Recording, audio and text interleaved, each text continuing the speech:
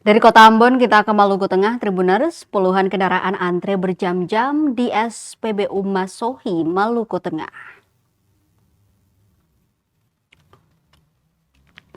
Puluhan kendaraan antre berjam-jam untuk mengisi bahan bakar minyak atau BBM di SPBU Masohi yang berlokasi di Kelurahan Namasina, Kota Masohi, Maluku Tengah.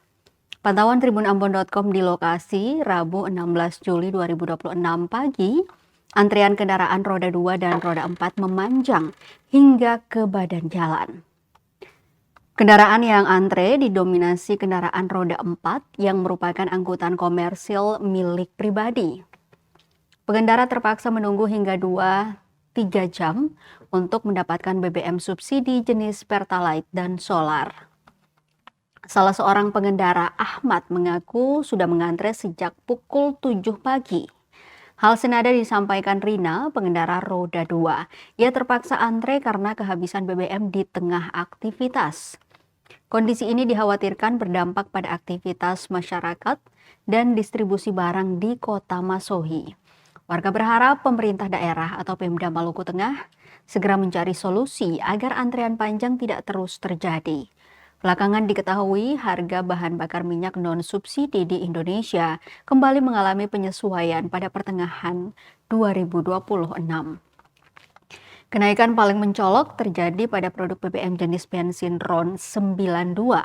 Berdasarkan data terbaru Juni 2026, harga Pertamax RON 92 milik Pertamina kini dijual Rp16.250 per liter. Sementara itu, kompetitornya BP92 dibanderol lebih tinggi, yakni Rp16.670 per liter. Selisihnya mencapai Rp420 per liter. Untuk produk bensin dengan oktan lebih tinggi, Pertamax Turbo RON 98 dijual Rp20.750 per liter. Pertamax Green 95 di harga Rp17.000 per liter dan BP Ultimate Rp17.240 per liter.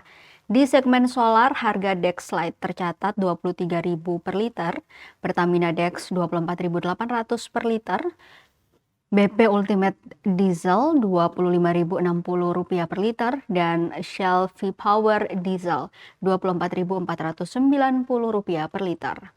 Sementara Vivo menjual diesel Primus paling tinggi di Rp30.890 per liter. Adapun harga BBM subsidi masih tetap, Pertalite dijual Rp10.000 per liter dan biosolar Rp6.800 per liter.